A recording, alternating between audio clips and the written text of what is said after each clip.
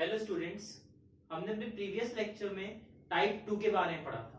Type 2 में हमने ये पढ़ा था कि अगर किसी इक्वेशन के अल्फा या बीटा की वैल्यू गिवन हो या उनके रिलेशंस की वैल्यू गिवन हो तो हम एक क्वाड्रेटिक इक्वेशन को कैसे फॉर्म करते हैं। क्योंकि मैंने आपको बताया था ये एग्जाम में और बोर्ड में 1 मार्क्स का एक क्वेश्चन आता है। आज हमें क्वाड्रेटिक इक्वेशन का ही टाइप 3 पढ़ना है। अब टाइप 3 में क्या है, जैसे कि एक क्वेश्चन आया, if alpha and beta are the zeros of the quadratic equation, which means एक अल्फा और एक बीटा एक क्वाड्रेटिक इक्वेशन के रूट हैं, जीरोस हैं, such that एक इक्वेशन गिवन है fx equals to x square minus 6x plus 8। ये हमारी क्वाड्रेटिक इक्वेशन है। फिर हमें इसमें फाइंड करना है number 1 alpha upon beta plus beta upon alpha, इस पूरे की एक वैल्यू, और दूसरे में alpha square upon beta square plus beta square upon alpha square. अब नॉर्मली हमें क्वाड्रेटिक इक्वेशन देख के जो टाइप 1 में हमने पढ़ा था, इसे फैक्टराइज कर दो। अल्फा और जो फैक्टर्स आएंगे, एक हो जाएगा अल्फा, एक हो जाएगा बीटा, इसमें पुट कर देंगे, आंसर आ जाएगा। बट हमें इसमें ऐसा नहीं करना है। सीबीएसई ने कहा कि जब किसी क्वेश्चन में ये लाइन लिखी हो कि alpha and beta are the zeros, जब भी किसी क्वेश्चन में आप ये लाइन देख लो कि अल्फा और बीटा उसके जीरो हैं, तो एक बात क्लियर हो गई है, हमें उस इक्वेशन को फैक्टराइज नहीं करना है। चाहे वो फैक्टराइज क्यों ना हो रही हो, हमें उस इक्वेशन को फैक्टराइज नहीं करना। अब इक्वेशन को फैक्टराइज नहीं करना तो हम सॉल्व कैसे करेंगे इसे। सबसे पहले we will write the equation. The given equation is x square minus 6x plus 8। जब भी अल्फा और बीटा उस इक्वेशन के क्या हो, जीरो, तो हम इसके रिलेशंस फॉर्म करते हैं। सबसे पहले क्या फॉर्म करते हैं, रिलेशन। जैसे हमने पहला रिलेशन पढ़ा था alpha plus beta. Alpha plus beta क्या था, माइनस बी बाय ए। ना मुझे अल्फा पता ना मुझे बीटा पता, but I know the value of B and A. B क्या बताया था, coefficient of x. X coefficient कौन है, -6। A is coefficient of x square, जो कि कौन है, 1। तो यहां से मेरे पास अल्फा प्लस बीटा की वैल्यू क्या आ गई, 6। जब भी कोई वैल्यू आ जाए करो उसे बॉक्स में एनक्लोज कर दिया करो, जिससे वो ऑटोमेटिकली आपको हाईलाइट हो। पहला रिलेशन बना लिया। सेकंड रिलेशन क्या था, alpha dot beta is equals to C by A. Alpha dot beta क्या है, सी बाय ए। ना अल्फा पता है ना बीटा, मुझे सी और ए की वैल्यू पर पता है। इस इक्वेशन के अकॉर्डिंग सी कौन है, 8, ए कौन है, 1। तो यहां से अल्फा डॉट बीटा की वैल्यू कितनी हो गई है, 8।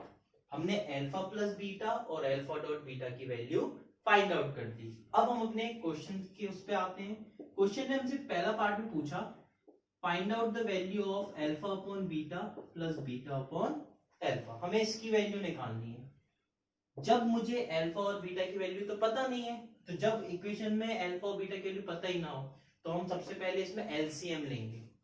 बीटा और अल्फा का एलसीएम अल्फा बीटा आएगा, which means alpha dot beta. जैसे कि नॉर्मली आपने पढ़ा हो, जैसे लिखा हुआ है 1/2 प्लस 1/3, दो अलग अलग नंबर्स का एलसीएम उनका प्रोडक्ट होता है, वैसे ही दो अलग अलग नंबर का एलसीएम उनका प्रोडक्ट होगा। यहाँ बीटा है, कमी किसकी है, अल्फा की, तो हम यहाँ अल्फा मल्टीप्लाई करेंगे तो alpha square plus beta square.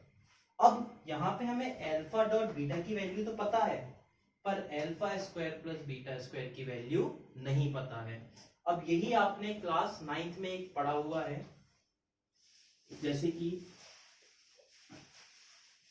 आपने ये फॉर्मूला पढ़ा होगा x प्लस वाई का, या नॉर्मली समझूं तो a प्लस बी का होल स्क्वायर, जो कि क्या था, a square plus B square plus 2ab। ये हमने फॉर्मूला पढ़ा हुआ है। अगर मैं a और b जगह पे अल्फा और बीटा कर दूं तो अल्फा प्लस बीटा का होल स्क्वायर इक्वल हो जाएगा alpha square plus beta square plus 2 alpha beta.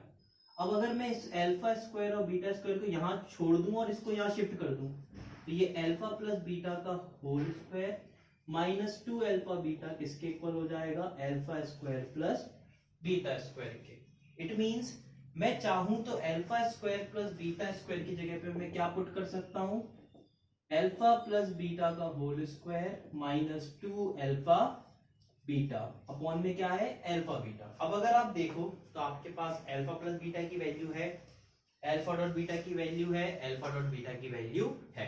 अब आपको सिर्फ इसमें पुट करना है।